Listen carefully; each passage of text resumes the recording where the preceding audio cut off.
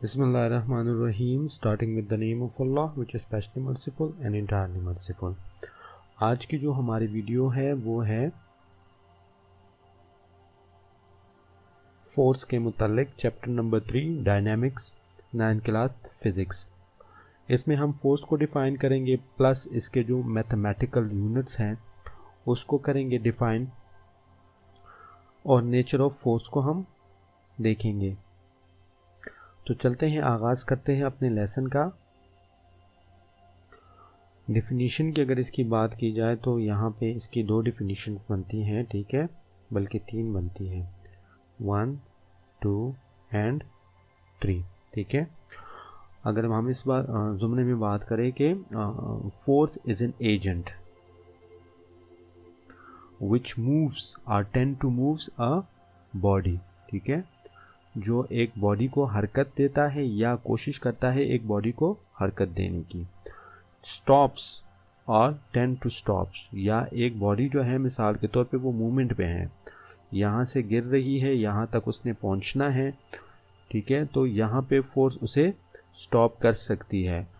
Force is N agents which stops or tend to stop, या stop करने की कोशिश कर सकती है, ठीक है, इज कॉल्ड फोर्स। तो अगर इसको अभी डिफिनीशन को फ्लुएंसी में पढ़ें तो ये है force is an agent which moves or tend to moves a body, stops or tend to stops a moving body, ठीक है। दूसरी डिफिनीशन जो इसकी बनती है वो है द पुश और पुल। द पुश और pull on a body is called force. इससे आपके जो फोर्स की डिफिनीशन है वो क्लियर हो जाती है। अभी चलते हैं इसके फार्मूले की तरफ। अभी है यहाँ पे F is equal to ma, ठीक है। We can determine the magnitude of a force from the product of mass and its accelerations. अगर आपको एक्सेलरेशन पता हो बॉडी की, मास पता हो, तो आप उससे फोर्स मालूम कर सकते हैं, ठीक है। एग्जाम्पल ऑफ फोर्स है, force is required to stop a moving car.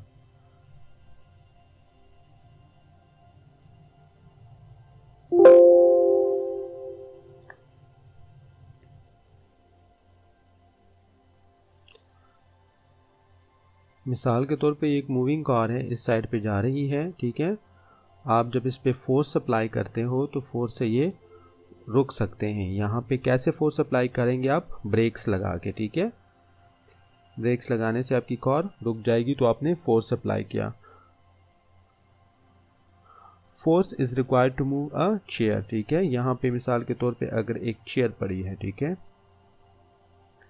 इसको इस तरह कर लेते हैं चेयर को, ठीक है। ये चेयर पड़ी है, तो अगर आपने इसको मूवमेंट करानी है तो इसके लिए क्या ज़रूरी है? फोर्स, ठीक है। अच्छा, अभी इसकी अगर आप बात की जाए नेचर की कि फोर्स क्या चीज़ है, ये वेक्टर है या स्केलर है?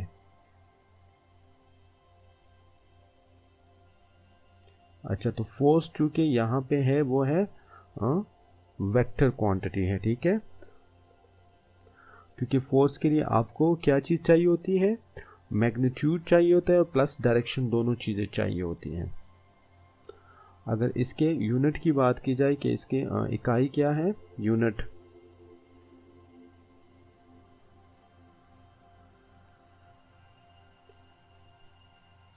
तो यहाँ पे उनका जो फार्मूला था वो था F is equal to ma, ठीक है। ये है किलोग्राम और ये है मीटर फी सेकंड स्क्वायर, ठीक है।